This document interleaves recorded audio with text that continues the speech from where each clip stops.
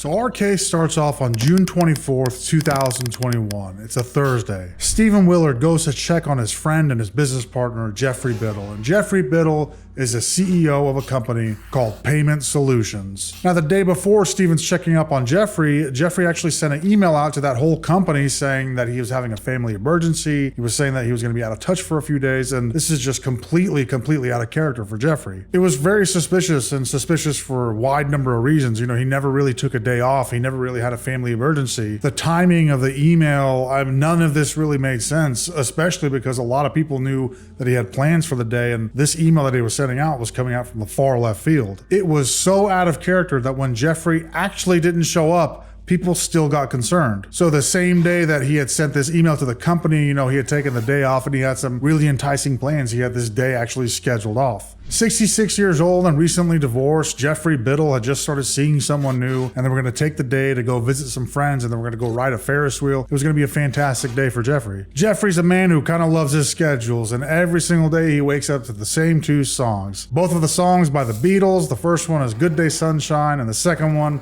Here Comes the Sun. The second one, you know, on his unusual day off, he would listen to it on repeat over and over again. Things seemed to be going exceedingly well for Geoffrey, but this all came after a life marred by tragedy. He lost both of his parents by the time he was 14, and two of his siblings died in their 50s. And Geoffrey poured some of that grief into his home, turning his one-story bungalow into a beautiful, grand three-story structure. Geoffrey even spent a lot of time in the garden. He put a lot of roses that are his favorite, as well as a lot of lilies that are his favorite for his only child, Liz. And he would love to ask Liz on a very regular basis, sometimes multiple times a day, "Have I told you I loved you lately?" So Geoffrey seemed like a really sweet guy. By all accounts, friends, colleagues, associates, family, everyone has nothing but amazing things to say about Geoffrey. But on that beautiful day, what Geoffrey didn't know is that a man named Billy was on his way to his house, and Billy was armed with a .22 caliber pistol. Now, Billy wasn't a stranger to Geoffrey. Billy had actually previously worked for Geoffrey at that company. But Billy wasn't a gun-toting lunatic his whole life. He grew up in Virginia, and he learned how to play the cello, and he was in a lot of different sports in high school. Things were looking great for Billy in his youth, and then he started his career as a car mechanic,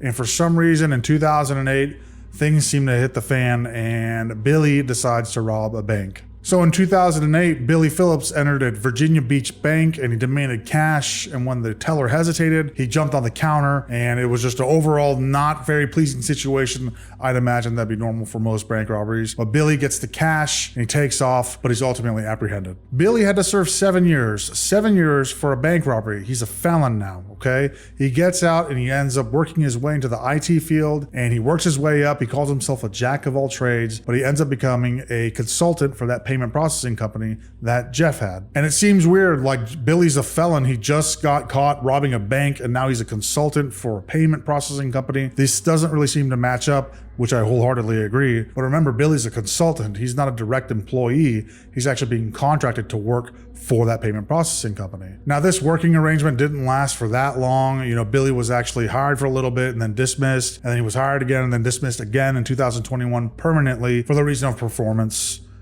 and fraud. Billy's fired in April of 2021, and by June of 2021, he finds himself in financial despair, and he needs a solution. He needs a solution fast. So his solution is to target somebody who he knows has money. So he targets Geoffrey Biddle. Now remember, we started this story with Stephen Willard going to check on Geoffrey Biddle the day after he was supposed to go on that Ferris wheel, the day after his planned date. And it's also the day after Billy Phillips was heading to his house. So Stephen gets there and he notices that Geoffrey's car has a flat tire, and it's kind of weird because Geoffrey generally takes really good care of his stuff. And then Stephen goes to check the front door and it's unlocked, and it's not necessarily unheard of if somebody's home because, you know, his car's over there. But Stephen can't find Geoffrey at home, so now the unlocked door is also weird. And then Stephen finds Geoffrey's wallet, and inside Geoffrey's wallet, his credit cards are missing, and the $100 that Geoffrey always keeps in his wallet is also missing. That's very weird. So Stephen searches the house, and the basement's locked, but otherwise there's no signs of Geoffrey, and he has no idea what's going on. He can't find Geoffrey, but some stuff's missing. His car's run down, the door's open. Where the hell is Geoffrey? So Stephen decides to call the police and ask for a welfare check. And this is what the police find. I grabbed my first aid bag just in case.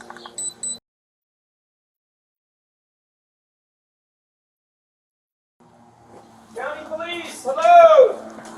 Do you want the air? No, not yet. County Police, Mr. Biddle! 20, can you have 25 start talking to the neighbors right now? Only one missed call?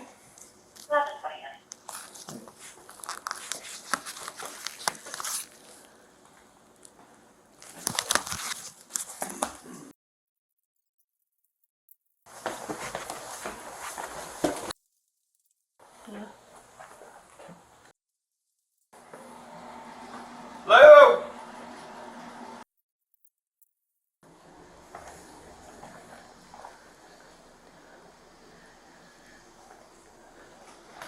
It smells like it was recently sprayed. There's Like cologne. fresh cat poop on the floor. Missed the box. Well, this is just from like his... It's like preparing to go.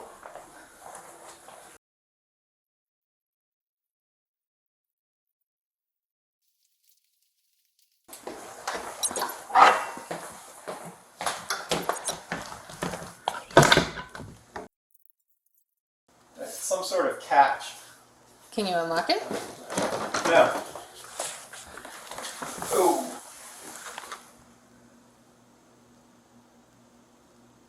Hang tight. What?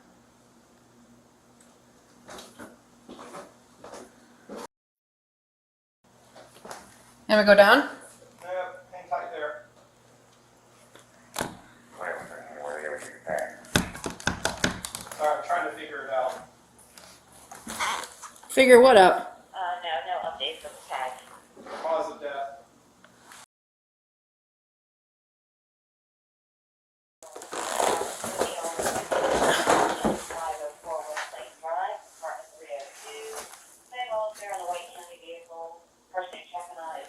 So you said 122 caliber case. 122. It looks like a 22. Okay. But you don't see that. No, I don't see the weapon unless he's laying on top of it. But again, he thrashed around a lot, Oh boy. and it starts back over there. Well, now that I've stepped on their stuff, I'll keep stepping. Well, there's a big pool right behind, right by his feet. Yeah, there's a big pool over here where it coagulated back behind his head.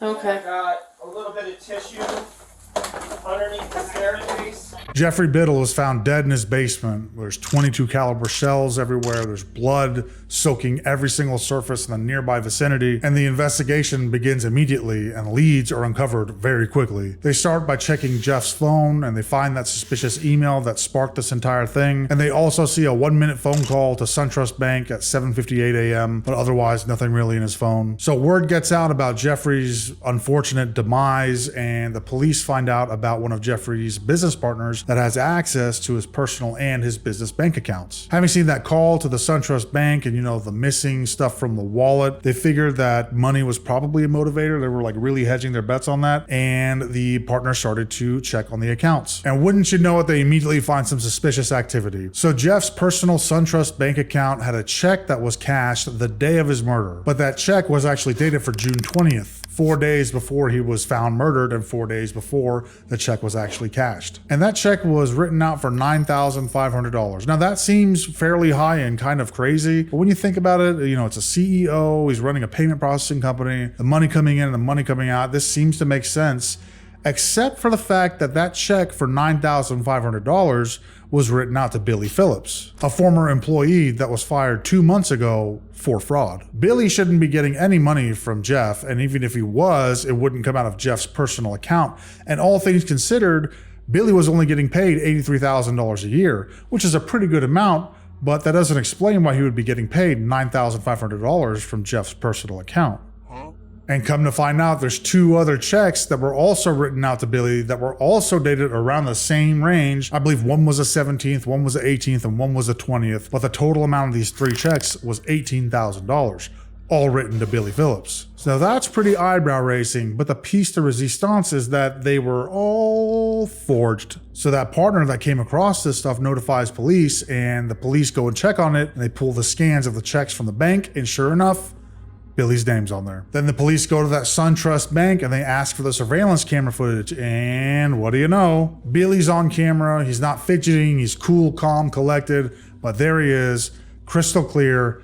Billy's there catching those checks. Billy, the convicted bank robber, in the bank lobby of a murder victim who was his former boss who fired him for fraud, cashing checks written out from the dead man's account into his own name with his signature and his own handwriting on all the pieces, all on video. And believe it or not, this is still just the beginning of the literal mountain of evidence that's going against Billy right now. Lead homicide detective Pete Mrballen needs to talk to Billy now, and that's exactly what he does. This is the interrogation of Billy Phillips.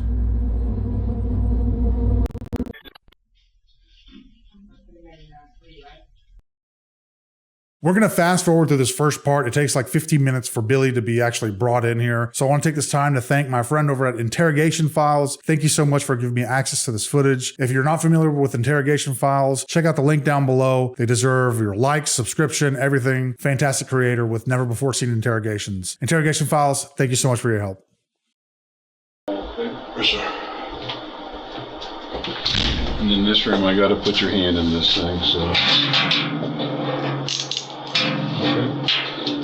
Detective Marable is coming back, and he said he's 10 minutes away. I think you'd order some food or something. He asked if I wanted something to eat. Yeah, he's bringing it. Okay, cool. All right. Thank you. You got it? I'll get your water.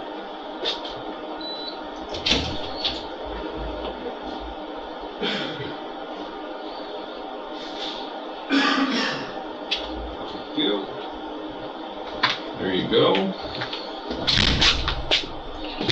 Thank you, sir. You got it.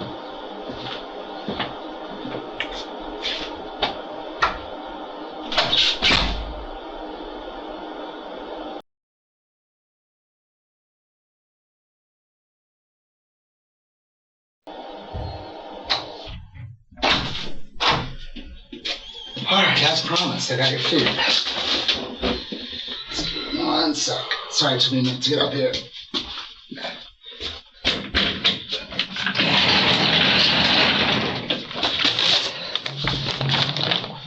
Bottle of water.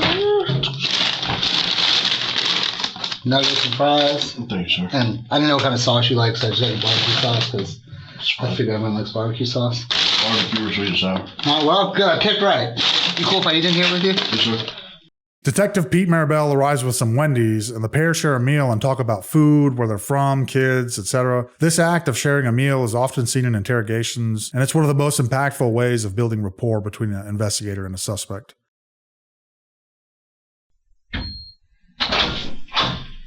Just gonna take these, put them out here. If you want them back, just let me know. I'm not gonna throw this stuff away. Oh, okay. I'm saying, just set it over there.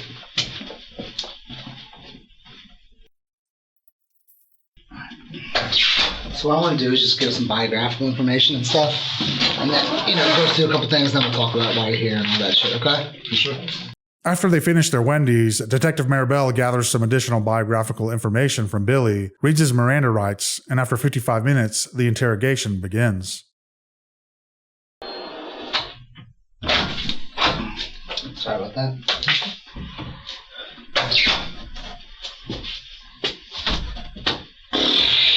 All right, Billy. Do you know why you're here?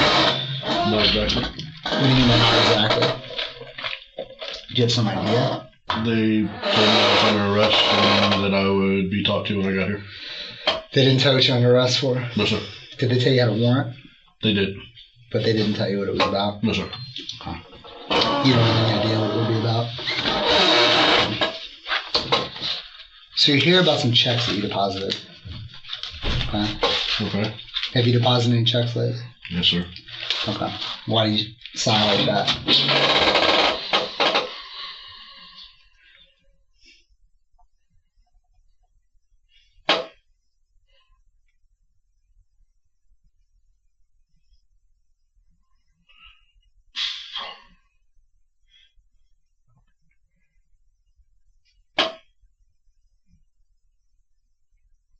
I could explain it to you, but you probably wouldn't get it. Well, why don't you try? Because I've heard a lot of shit, so maybe I would. I deposited checks that I shouldn't have deposited, mainly out of desperation with new baby on the way, and back was against the wall. Whose checks did you deposit? Steve Willard's. Steve Phillips. Did they go through or did they bounce? They went through. Okay. How much were they for?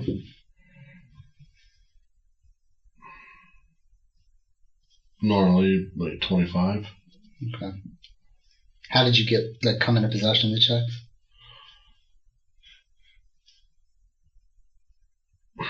Again, let's. Some of the checks I already had in my possession. They were given to me, and then certain things happened. So you mean they were like legitimate checks that he wrote to you? They were given to me in case of emergencies. So blank checks. Okay, with the understanding that okay, let's not write the bank off here. Okay. Okay, but let's. Again, it was in case of emergency, and I worked really close with the man. Okay, how long did you work for him for? Since 2016. Yep, 2016, 2017. Until 2020.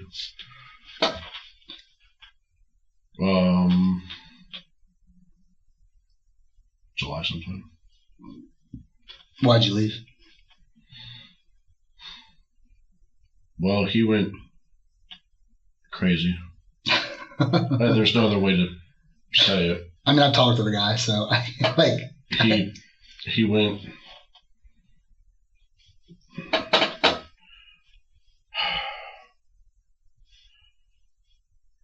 They said it was well, he said it was what's it called when you have the mood swing back and forth. Bipolar. Mm-hmm. However, it being as close as I was to him and talking, it was more like paranoid, schizophrenic. Yeah. What was he paranoid about? A lot of people in the company. Cell fire? Yes, sir. Okay. And what was he paranoid? Like, what about people in the company? Well, certain people coming after his position, trying to take over, trying to screw him over at the board, and so on and so forth. And unfortunately, he was right that they were trying to do that, and my job was monitoring and giving him information. Were you like an IT auditor? I wasn't an auditor. It was more of a jack of all trades IT personnel. Okay. How much was he paying you?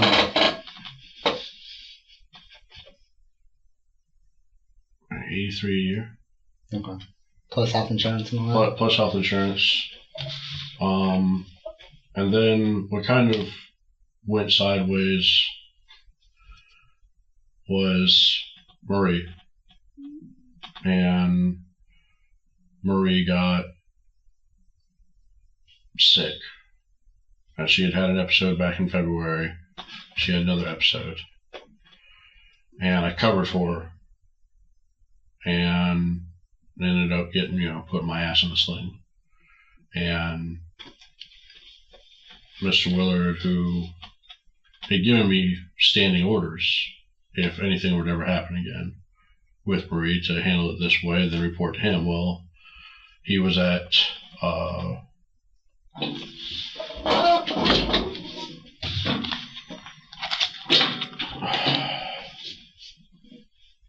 there's a psych ward up north.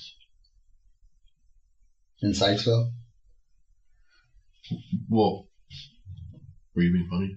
No, there's literally one in Sykesville. No, there's Shepherd Pratt. Shepherd in Baltimore. Okay, so he was a Shepherd Pratt, and so I couldn't get in touch with him. Steve was? Yes. Okay. And then when he finally got back, he pretty much kind of threw his hands up. That there was nothing that he could do, but still asked for my help with what he was dealing with the company since I had the information. So I kind of got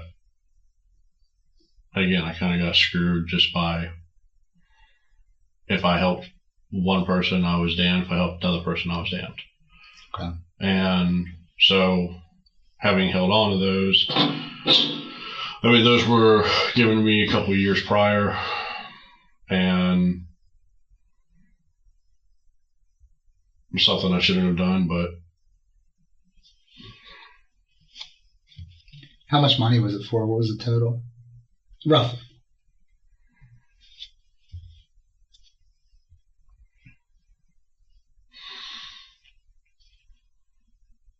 $20,000, 20,000. something like that. I mean, if you put them all together. Yeah, and like I said, roughly. I don't expect you to know that off the top of your head. So are Steve Willard's checks the only checks that you've cashed? Or deposited? I'll say cash and deposit, and I use them kind of indeterminate, you know. There was. You thinking? I'm trying to. Okay.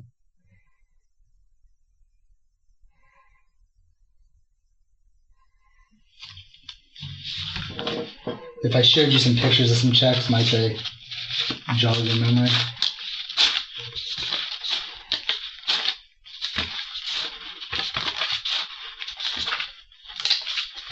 The thing is,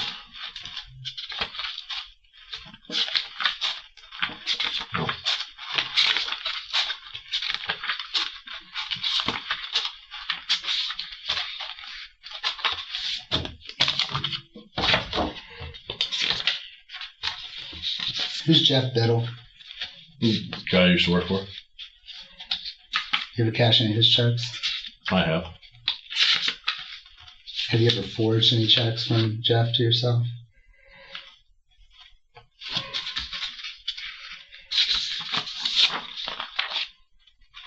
Twice. Okay, when was that? I don't even know when that was. What do you mean I know when that was?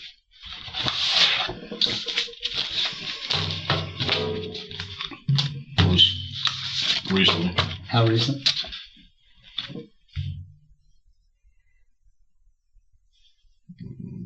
Last week. Okay. It's kind of shitty timing, isn't it? That's kind of shitty timing, isn't it? How do you know Jeff? You said you used to work for him? Yes. This is kind of like a shitty printout. I'll see if I can get you better one, but do you recognize that picture?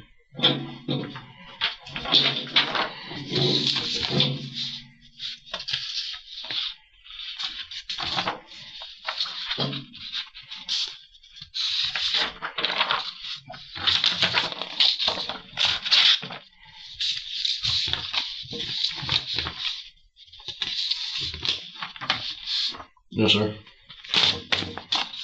So this one is a check that you deposited into an ATM at the Navy Federal over in Crown. Yes. Okay. I know it's kind of hard to make it out over here. Here's a better picture of it. It's for $9,500. Yes, sir. Okay, you deposited on, it looks like, you can't read it here very well, but it's on June 23rd, which was last Wednesday, at 11:53 p.m. Okay, this one, you deposited, I believe, with a teller on June 23rd for $4,450. June 23rd, Navy Federal. There's no time on here, but I believe it was somewhere around 1 o'clock. Could be wrong about that. I mean, I have the records, but...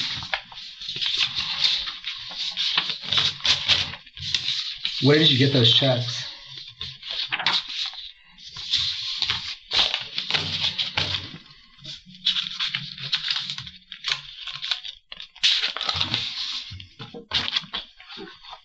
What, Jeff's checks? Mm-hmm.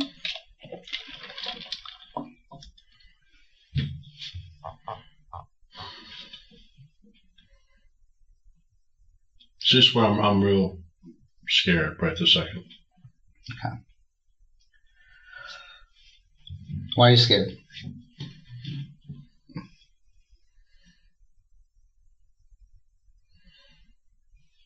And I mean, you've been nice to me.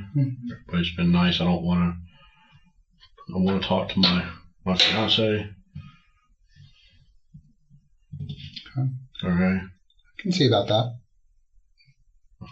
So, I can see you're getting kind of emotional. So, I'm just going to ask, you know what happened to Geoff, right?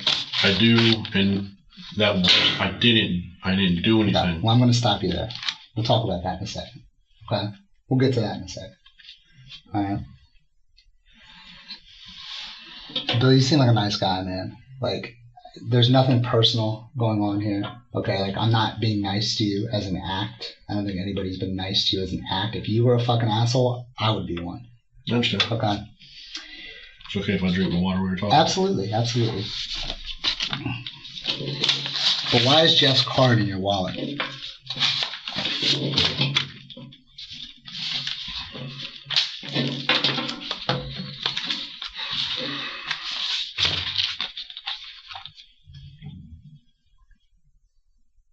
See, Billy, the thing is that things happen and things have happened, okay? And everything that happens for a reason, you know? And, you know, Geoff's dead, okay?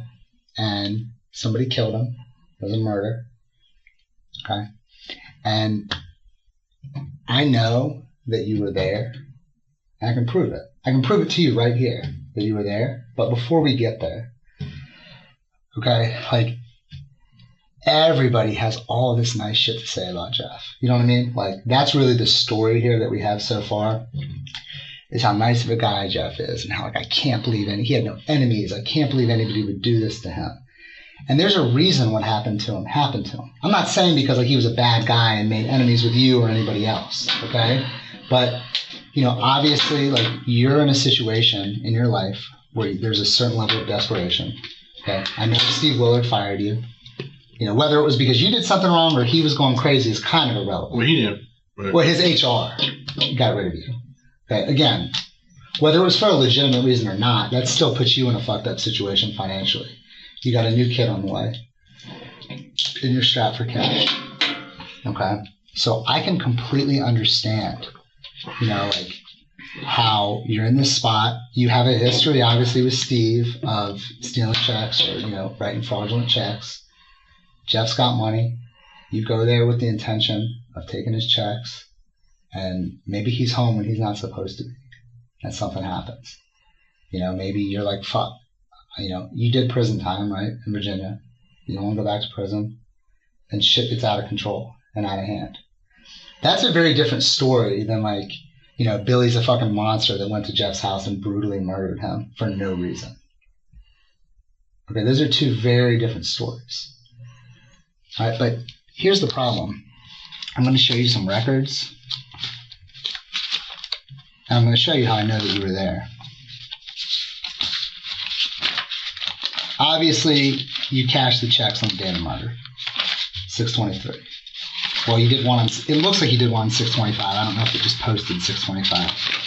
But you did the two on 6/23. And, like, you know, that obviously is going to raise some red flags. So then we start looking at some things. Sorry, I got so much shit here. That's going to take me a minute to find what I'm looking for. Am I not supposed to be? What? Not supposed to what? Be looking over there? Yeah, dude, I would be fucking trying my damnedest if I was you to be looking at everything I got. So, I'm going to show you everything here, okay? A lot of it's financial stuff. Checks, checks, checks, checks. A lot of it's the same copy of the same check, just so you know. Like, I don't have like 50 checks here that I'm saying that you did. A lot of it's just the same check copied in different ways.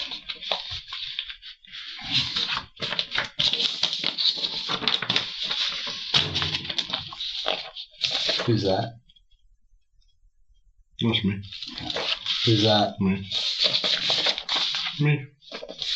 You're wearing damn near the same shit you're wearing now. Yep, me. That's me. That's me. That's Mr. Biddle. Okay.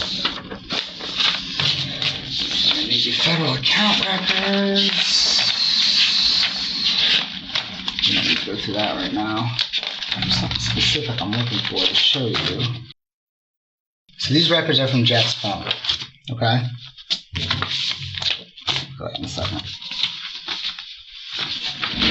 Have the scoop close to you? Alright, so I want you to look at the date, okay? So 6/22, that's the day before Jeff was killed. Okay? This is at 10:20 p.m. Probably goes to sleep sometime after here. Okay? 6:23 at 5:55 a.m. He Googles Good Day Sunshine, which is a song. Okay. Alright? 6:23, 5:55, Good Day Sunshine. He searches for it again.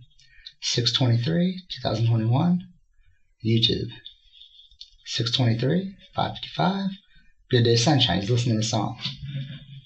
Here he starts listening to the Beatles. Here Comes the Sun. Here Comes the Sun. Back to YouTube at 6 o'clock. Here at 6 o'clock. Then right here, 6:23, that's 6:59 a.m. What's that? Can you read that? SunTrust. He goes to his SunTrust account. Okay.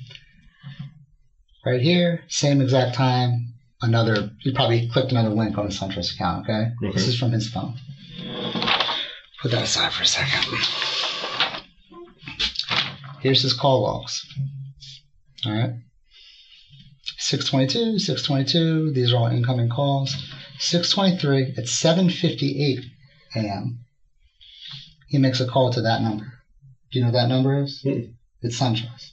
Okay. This is the only time that Geoff Biddle has called SunTrust from his cell phone going back to 2018. Okay. This is the last phone call his cell phone makes. Okay? All right. Now I want to move on for a second. Let me show you the bottom half. This is a forwarded email. The top half was forwarded to my partner. Okay? At 9:07 a.m., an email goes from Geoff to some of the membership of PSI. Okay. Had a family emergency come up this morning. More than likely we've out of reach for the day. Apologize for the short email and will be in touch when I can. Thanks, Geoff.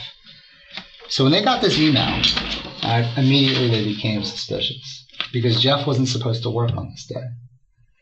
What I know about Geoff and what I'm sure you know about him is that he's a workaholic. So he's always at work. Well, he took off on Wednesday the 23rd. He was going on a date with this girl he just started dating. They were supposed to be going all day. So right away, the company is like, fuck. You know what I mean? Like, that's weird. And then Thursday comes around and he doesn't show up for work. And that's when the police get called and he's found dead. All right. But a couple of things about this email that I think are pretty important. So whoever wrote this email would have to know enough about Geoff and the company to know who to send it to, but not know enough to know that Geoff wasn't supposed to work or be in touch at all on Wednesday anyways. You see what I mean by that? Mm-hmm. Okay. This is just another copy of the email. What kind of car were you driving today? White Beamer. X3. Whose car is that? Marie's. Marie's. Is it it's registered to like her dad or something, right? Yes.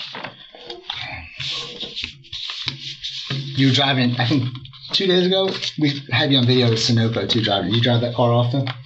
Yes. Okay. So the times on this camera are a tad off. You know how some of those cameras can be?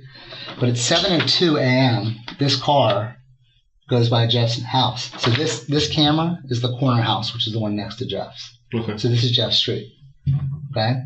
So right around the same time that SunTrust website, accesses this car, which right now, like, yeah, I can't see the tag on this, okay? But that's your car. I know it's your car.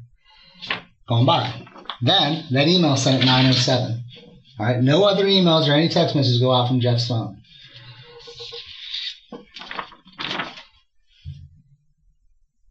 $9:20 in the morning. It's a bad picture because it's a still shot I took from a video. Okay? But this is you walking away from his house. And when we get your cell phone records back, I know exactly what they're going to say. You're an IT guy, right? Mm-hmm. So you know how cell phones work, right? Mm-hmm. You know that their apps are always updating. They're always trying to reach out to Wi-Fi and reach out to update. So we get this data called timing advanced data. So about every 30 or so seconds, your phone is reaching out. I know what your cell phone's going to come back and say. I don't have it yet. I don't have the records back yet. So that's how I know that you were there when Geoff was killed. So the question is, like I said, did you go there and kill him because you have me fooled and you're just a fucking monster? Or did you go there because you're desperate for something and things got out of hand? And this is your opportunity, to tell that side of the story. They say there's two sides to every story. Well, if the side that I had was favorable to you already, you wouldn't be here. You know what I'm saying? So this is it, man. This is your shot to tell us what happened. I know what happened. I don't know all the details. I don't know how it happened. And I don't know why it happened. But this is your chance to maybe put a little bit of an explanation on it, because people want to know and people are going to be asking. And it matters. Maybe there's a reason for why what happened. Or maybe there isn't. But there's only two people who know the answer to that, and one of them's dead. And the other one's a convicted felon. I don't care that you're a convicted felon at all.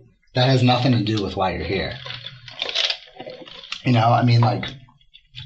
don't, yes, you're a convicted felon, you're a convicted bank robber, but that was a long time ago. Okay?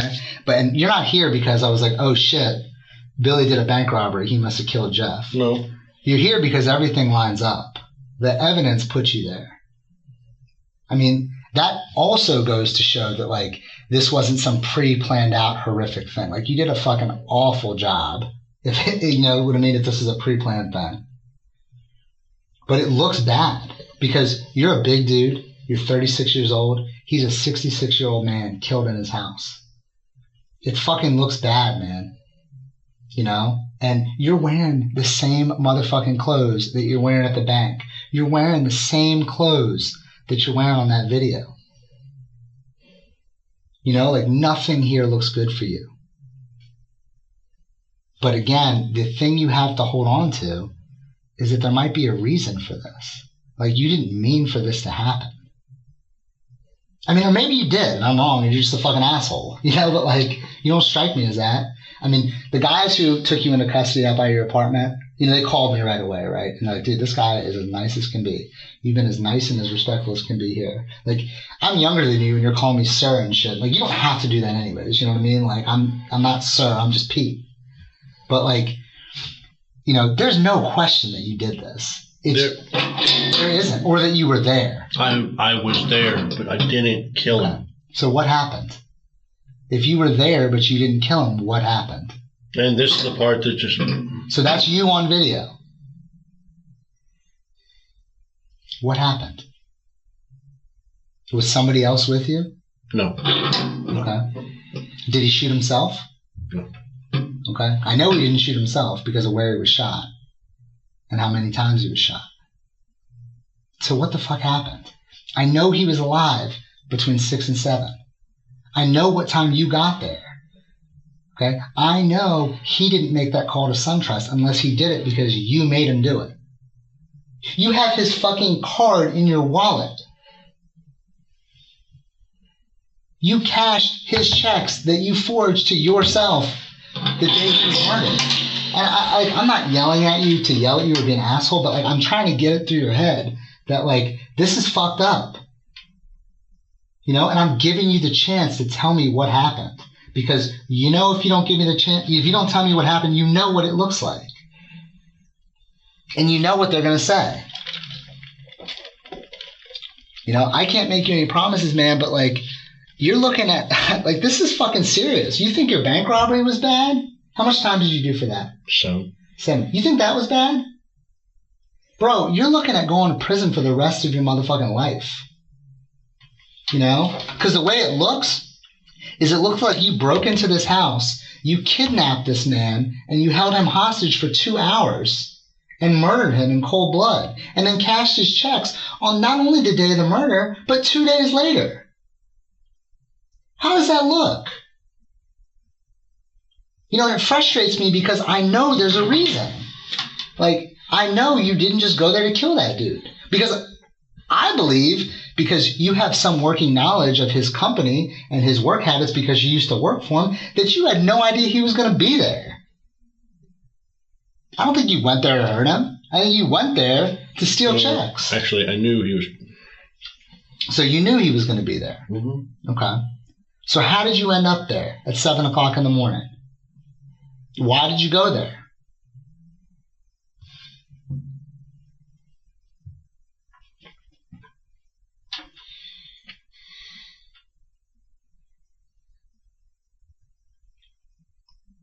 I mean, this is it, Billy. Like right now, sitting here talking to me, this is the biggest moment of your life. Okay? It's bigger than when your daughter was born last month or earlier this month. This is the biggest moment of your life right now. But there's just no way.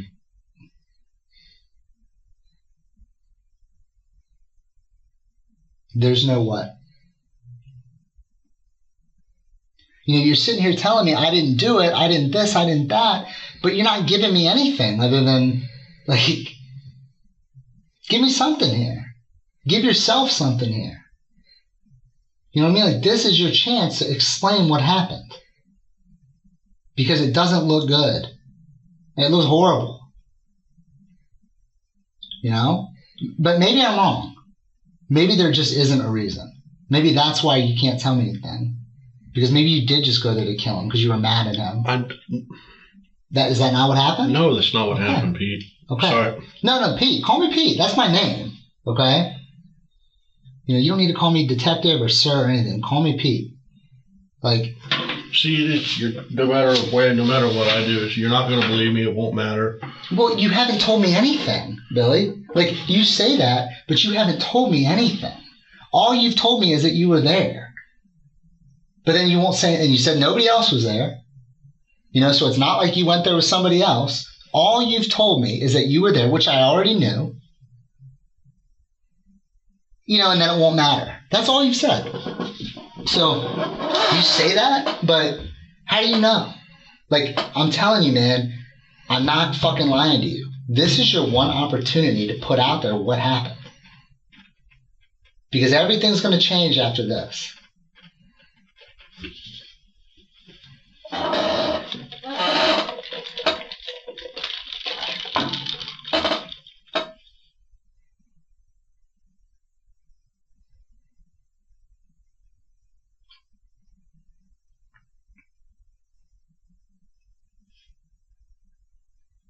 How did we get from Geoff listening to Here Comes the Sun by the Beatles to you sitting here in the homicide unit of the Montgomery County Police, you know, talking about what happened? How did that? There's a story behind that. And dude, quite honestly, man, and I'm not just saying this, I've been completely surprised by your demeanor since we first met. I didn't expect you to be like the way that you are. I expected you to be an asshole, to be like, I completely like was thrown off. But like, that's why I came and sat here and ate with you. I don't normally do that. But I'm like, fuck, man, like this dude's in a shitty spot. And, you know, I was always going to buy you food because it's the right thing to do and I can't starve you here. But I was like, fuck, I need to sit down and eat with this dude because, like, you know, I feel fucking horrible about what's about to come and what's about to happen. You know? But, bro, you're not giving me anything here.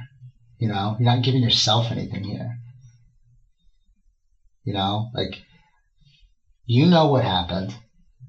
Like, you know how it happened. You're the only one that can put those pieces together. Because, again, I'm not going to sit here and lie to you and be like, oh, you can just explain your way out of this and it'll all be okay. I'm not. I'm not. You know, but the fact is that, like, again, there's a huge difference between, you know, there's a lot of, like, when things happen, when people get shot or whatever, like, there's a lot of different reasons. Like, on one end of the spectrum, you have, like, where, like, somebody shoots and kills somebody in self-defense, right? That happens. And on the other end of the spectrum, you have a serial killer. You know, that just fucking kills people just to kill them. There's a huge space in between. And I don't think you meant to kill Geoff at all. Okay? But I think something got out of hand. You know? And what happened, happened. But, dude, I'm telling you, if this is the spectrum, with what I have, what I've seen, okay, what that crime scene looks like, you know, and you sitting here and not telling me anything, it looks closer to this end of the spectrum than this end. Okay, when maybe the truth is somewhere in here.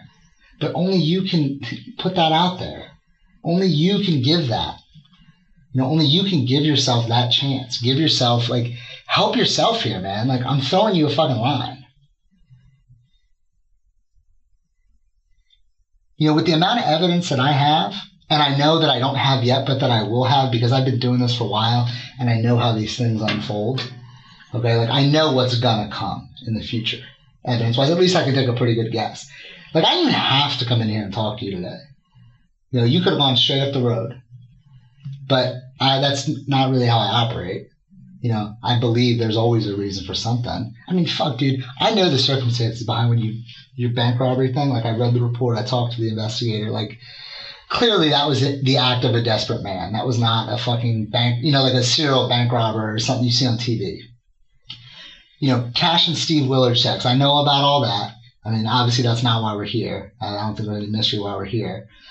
You know, Cash and Jeff checks, like, or stealing checks from Jeff. Like, you got no job, or, well, you may have a job, but you've gotten fired from one. You got a baby on the way. I know how stressful that can be, even in the best of circumstances. And so do you, because you have other kids.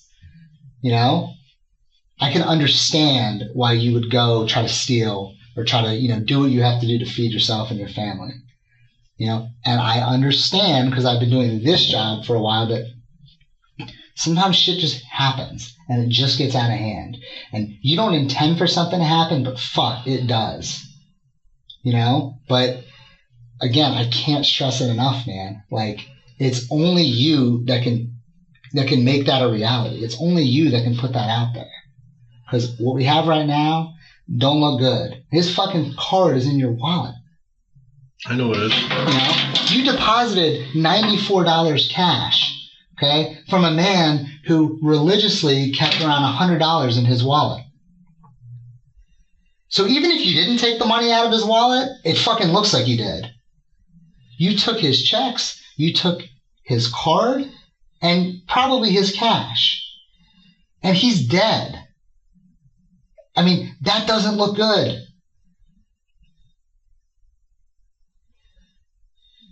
Are you a monster? No, I'm not a monster. Okay. Are you a cold-blooded killer? No. Okay. Then something happened. You know, maybe something got out of hand.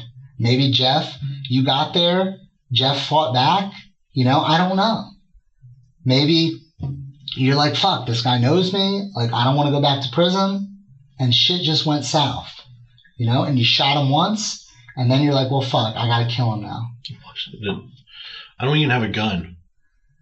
Then how are you there and he ends up shot 4 times? Maybe he had the gun.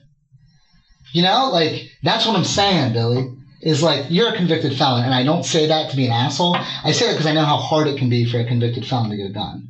You know, so it totally makes sense that you wouldn't have a gun. Maybe he had the gun. Maybe you went to his house, there's a disagreement, he pulls out a gun, you're a fucking big dude, you get it away from him, and shit goes. Maybe that's what happened.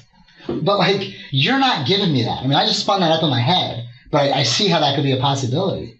But you're not giving me that. What it looks like is that you went there with a gun and you fucking killed him. So if that's not what happened, tell me. Because this is the only shot you're going to have. Why don't we just go back to how you got the checks? How did those 3 checks come into your possession?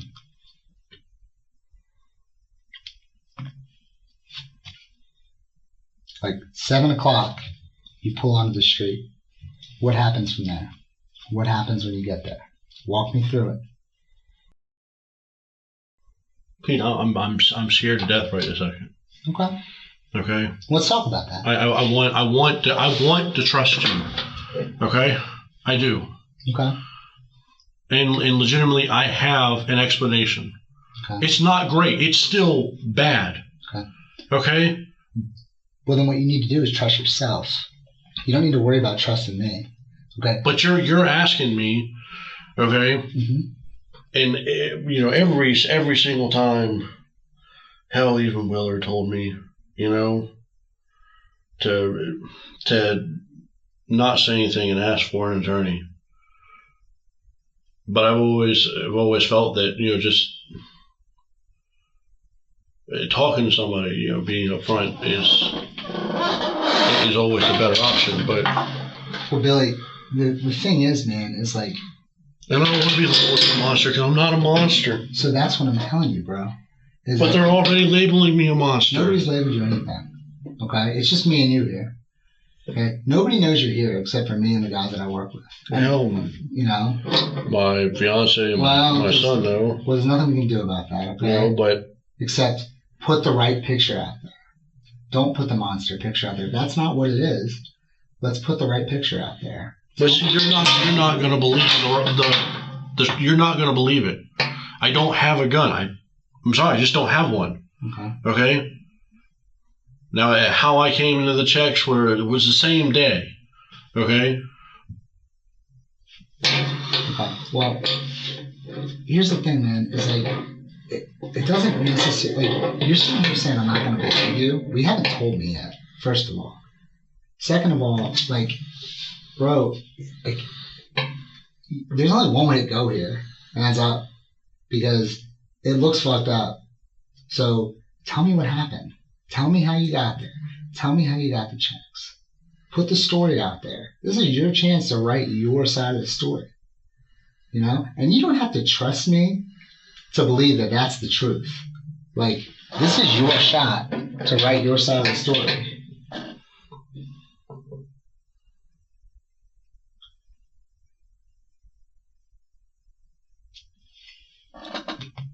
I understand you want to tell your story, man. So why don't we start with something easy? What time did you get there?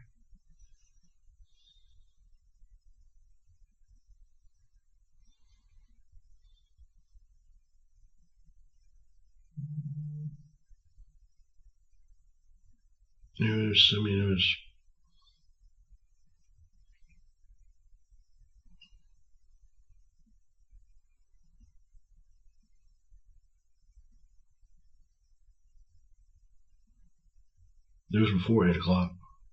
Okay. How far before 8 o'clock? I didn't kill anybody, Pete. So what happened? You said you got there before 8 o'clock. How did you get in the house? This is my life. I can't afford to have it all twisted up, man. Well, that's what I'm saying, man. This is your life. And this is a pivotal moment of it. And this is your chance to explain how we got here. But even if I explain it and I show you and I tell you I didn't do it, I'm still going to be charged for it, and now it's going to be up to the damn courts, and the courts. How did you get in the house? Through the front door. Was it locked or unlocked? It was unlocked. You rang the doorbell? I knocked on the door a few times. The front door? Yes. Alright, so then what happened? What happened after you knocked on the door?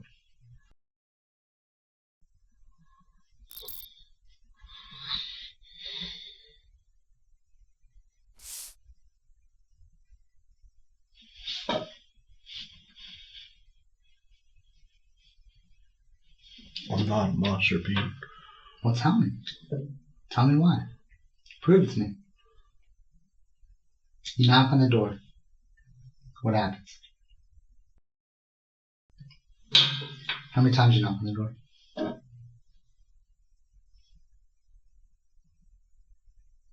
Twice with my standard knock I do. Okay. Did Geoff come to the door? No. So did you let yourself in?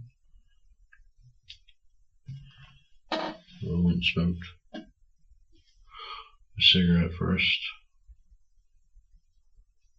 thinking maybe he was just in the bathroom or he was running late. Not what you think. Well, all we got right now is you at the door. You knocked on the door. You went and smoked a cigarette. Then what happened? Should I have an attorney or no? I can't tell you that, man. This is your life, man. This is your chance to tell us what happened. This is your chance to get out there, you know? This is your chance to write your side of the story. That's all I can give you, is an opportunity. Okay? And that's what I'm trying to do. So what happened after you knocked on the door? There's just no way. There's just no way.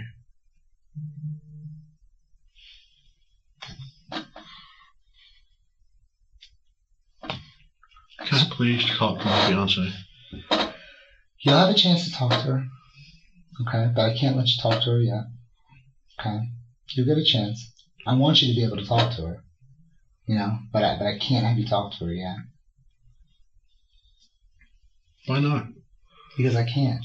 You know, we got to finish what we have to do here, and then you'll have an opportunity. She still has her phone. We didn't take it. We left it with her.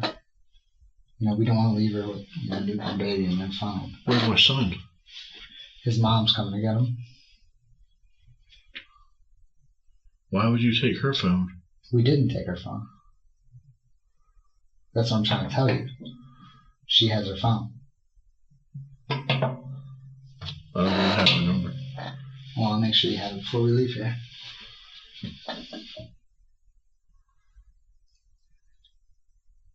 So you got there before 8. You knocked on the door. No answer. You went and smoked a cigarette.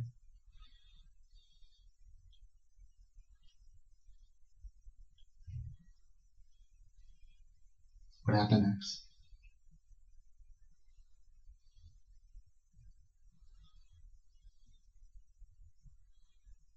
Pete, what I did was wrong, but I didn't kill him. Okay? I did not kill anybody. So what happened? How did you get into the house? You said the front door. It was unlocked. So you let yourself into the house. I can't do it. I can't do it.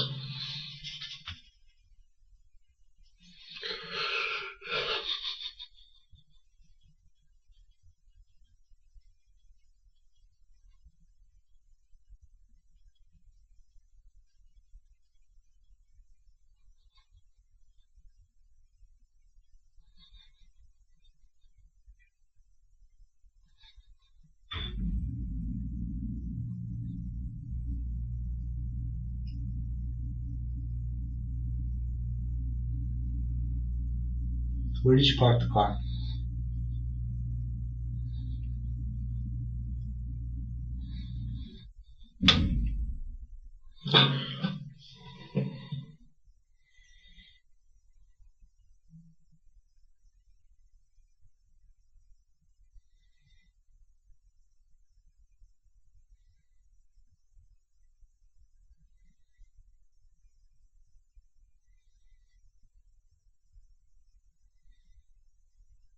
I need an attorney, Pete. I'm sorry. Okay. I know this just makes me mad now. It doesn't make me mad at all. But yeah, it does. I know it does. Do I look mad? Will you just,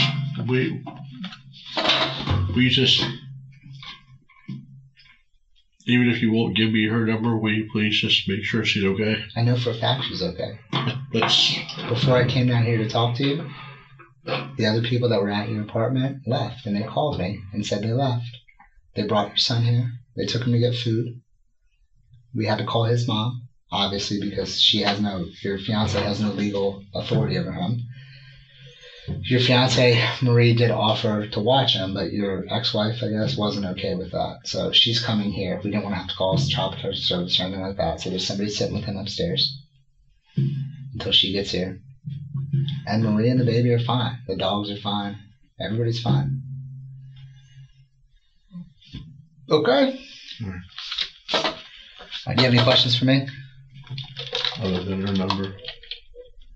Yeah, I'll make sure you have it with you. So what's going to happen, have you ever been arrested in Maryland before? No, sir. Okay. So you're going to go from here to the commissioner's office, like it said in the form that I read you. We're going to get a copy of your arrest warrant. You're going to hear your charges and all that. You know, and then just kind of go from there. Yes, sir. We'll see if they give you a bond or not. But I can't imagine that they will. Just, being honest with you.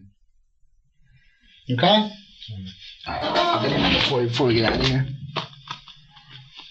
Where will I be able to call her from? When you get to the central processing unit, you'll be able to call her there. Okay. Thank you, Pete. Yep.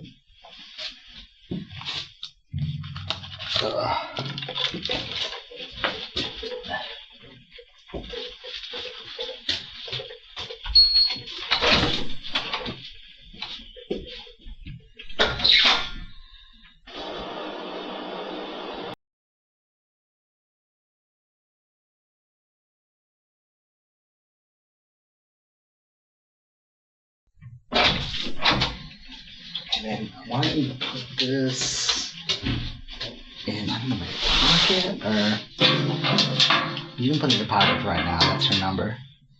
Yeah. Okay? Thank you, Pete. Yep. It's going to be a few minutes, so kind of just so you know what's going to happen. One of our evidence technicians has to come down. We got to get a couple pictures of you, and we're going to take your clothes. I brought a change of clothes from you from your house. Okay. Okay? Yes, sir. For you to change into. Okay. Okay? Thank you, Pete. All right.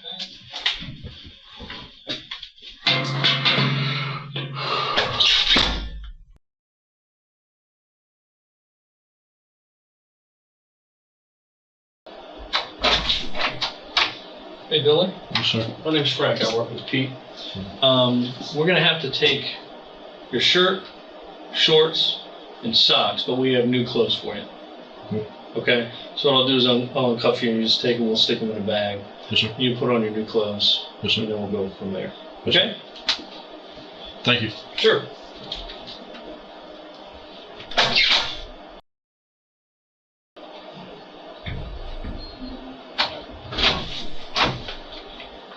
All right, so just tell us what order you want to do. Well, Alright, so here's what we're going to do, okay? You take the handcuffs off here. When you get up here, we're going to take a couple pictures. Alright, and then he's going to have to take a couple pictures, and then I'm going to need you to change your clothes. I brought clothes from the apartment for you, okay? But I got to take these. Okay?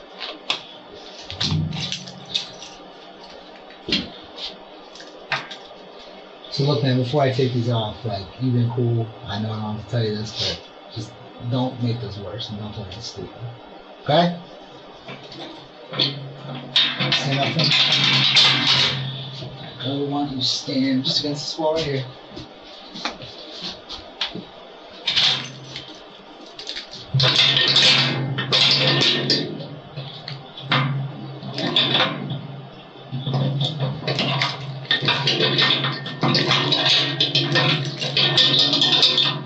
You need a photograph in the clothes. I vote it's up to you. Take a couple pictures, I guess, and then we'll just have him change. Okay.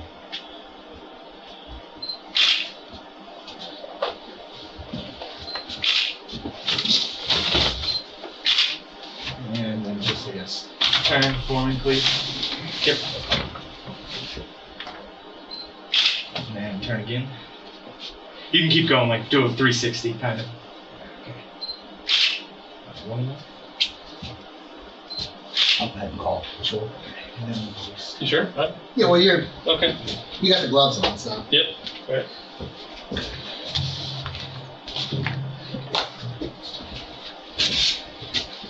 That bag, that evidence bag, that's his property, right? Okay? Mm-hmm. I'll put this. Hey, look, No, man. I can Sorry. go. No, you're fine, you're fine. You have a bag of property that's going with you, okay? Am I going to be able to access? Yes, you just have to tell them when you get there. You have to tell the corrections officers when you get there that this phone number is in that bag of property. Okay. Okay? I'm going to put it in there. All right. So the only thing I think that you had on you that is not going with you is where your phone was in the car and Jeff's debit card. Okay. Okay?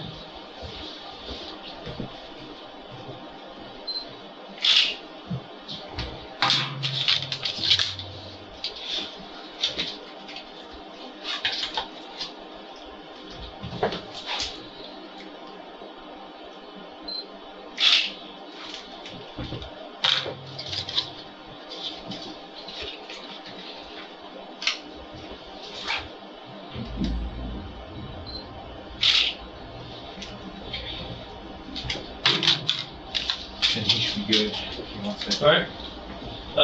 You have the bags? Yep. Which one do you want to start with? We'll start with the shirt and we'll just work Okay. our way down. So we can do the shirt first and put it in whatever bag he tells you to put it in. Okay? Yep, go ahead and take it off.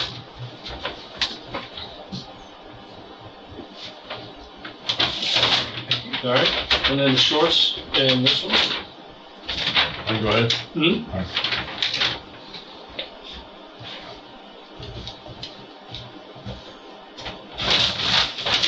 And then the socks.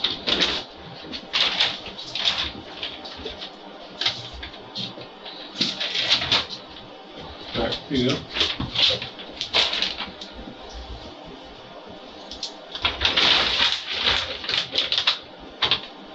Unfortunate. I think your fiance picked these out. Or your son, one or the other, I can't remember.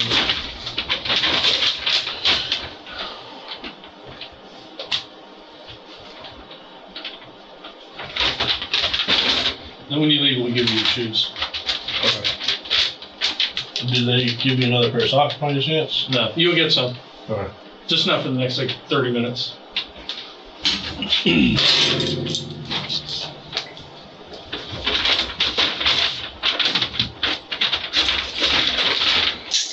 I'm sorry. Is that? May I take a leak? Yeah, just put your hands in front. Yep, just put your hands in front.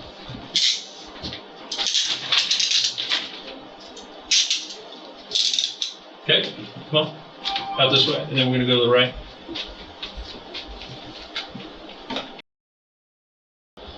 Just have a seat right back where you were.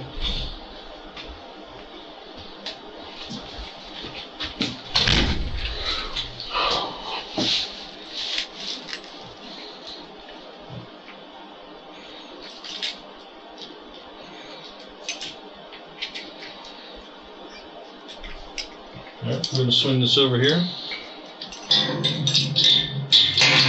Alright. Thanks, sir. Yep. And these are the shoes or somebody picked out for you. Alright, just to get you over there. Thank you. Mm-hmm.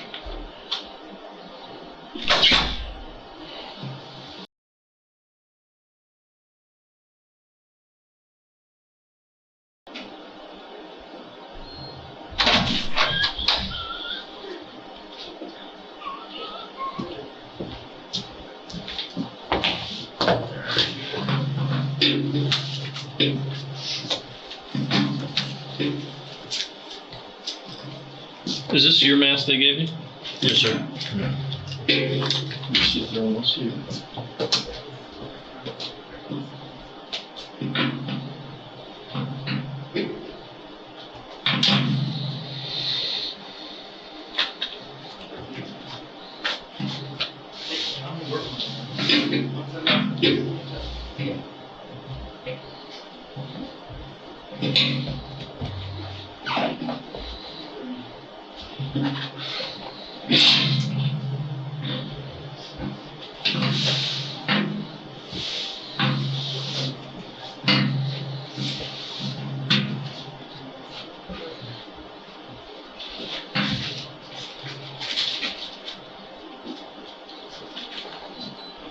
How you doing, boss?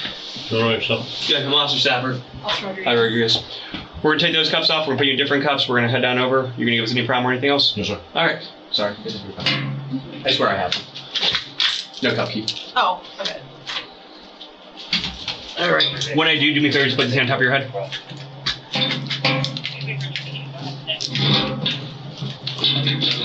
right. Stand on up. All right. Turn around. I'm gonna put 2 cups, but I'll make it a little bit more space. But again, I'm trying to be cool with you. Works for me. Yes, sir. Yeah.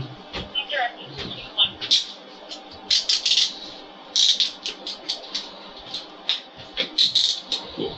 This is his mask if you'll need it. Okay. CB will probably make you wear them. All right, I'm just gonna put it in his pocket, left front pocket. Okay.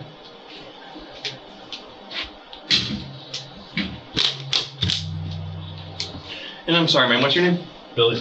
Billy. All right. Just spread your feet for me. I'm sure they've pat you down a bunch of times, but.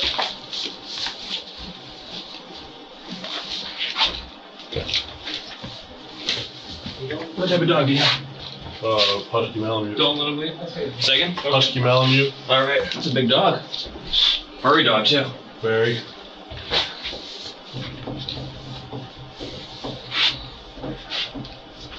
Hey, Justin, Pete says he's still got to get his personal property, which I guess is just going to be a minute or two. So. Alright, no problem. Sorry. Alright. You're good. Have a seat. It's a little bit uncomfortable with the cuffs on. Unless you want to put him in your car. Are you in the Sally Port? She's in the Yeah, shop. yeah, I'm in a Sally Port. Okay. I mean, if you want to get him hooked up, I can walk over. Whatever you want to do. I don't know how long it's going to be. There's better AC here. We'll set. That. And just so it's documented, you're being recorded now. You're going to be recorded the entire time until we get the CPU. Okay. This is for you guys. Thank you. This is about you. Can you do me a huge favor? Can you make a copy? The copy machine's not working in here. Okay. Can you copy the 515? So Absolutely. You'll bring it back to you. Just hit me up in the back there and I'll walk them out from there. Sure. So, do you have any questions before you go, Billy? No, sir. Okay. In there, I put down the sheet that we wrote her. It's in this little yellow piece of paper. Just tell the COs when you get there that, look, I need this number out of there. Okay? Okay. All right. Do you have a copy of the MCP? Like, do you want me to take the MCP 50? You were ripping it off. Do you want No, that? no, Okay. it's fine. Okay. All right. Good luck, all right? Thank Yep. All right, man. We're gonna go after a series of doors. I'm gonna have you kind of lead the way. So You dropped it. Okay. I was gonna take it to carry things, but don't need anymore. So never mind. We're just gonna straight out. So lead the way. You can go this way and then go all the way to the next door. Thanks. Thank you. Yep.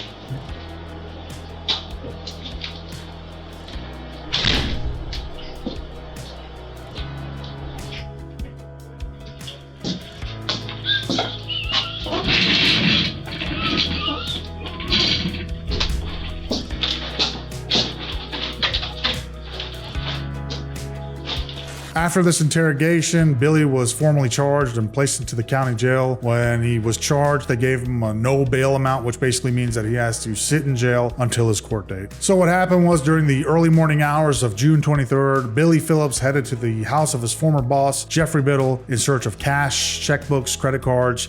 He was going there to take his money. Now, while Billy headed towards Jeff's house with the intention of taking his money to rob him, basically, there does seem to be some sort of resentment that Billy held towards Jeff. You know, he went there with a gun. He went there and disabled his vehicle, so if Jeff tried to escape, he couldn't, or would at least be slowed down. So, like I said, it seems undeniable. However, I have to admit that's basically conjecture because Geoffrey is no longer with us and Billy won't actually tell us what happened. But either way, there was no struggle from Jeff whatsoever. You know, the house wasn't ransacked. It's almost guaranteed that Billy took his gun and pointed it at Jeff and led him to his wallet, his checkbook, and his phone. And that call to the SunTrust Bank at 7:58 a.m., it's believed that that was actually Billy forcing Geoffrey to call the bank to find out the balance available, so Billy would know the amounts that he could write his checks for without running over or raising any additional flags. Now, Geoffrey Biddle was shot a total of 4 times. One of them was in the back, and another one was to the upper right chest area, another one to the cheek, and the final fatal shot to the back of the head at close range. Billy then impersonated Geoffrey and sent out that email, basically in hopes of delaying the discovery of Jeff's body, and only hours later he was cashing the first check. Aside from all the evidence that you've seen or that we've covered, you know, Billy was also caught with the wallet and the checkbook in his car.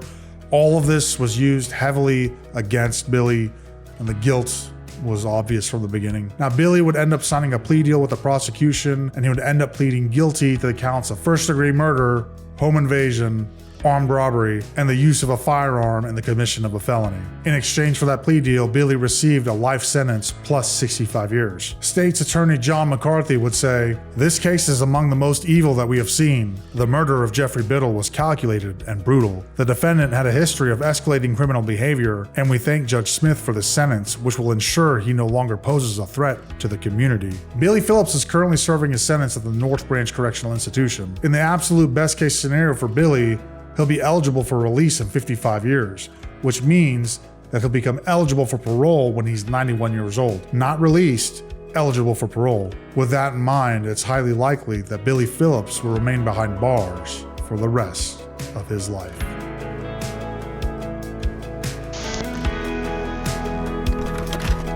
thank you everybody for watching this episode of Morbid Curiosity. Again, huge thanks to Interrogation Files. If you like this video, make sure you like, comment, and subscribe down below. It'd be much appreciated. And with that said, ladies and gentlemen, I'll see you on the next one. Bye.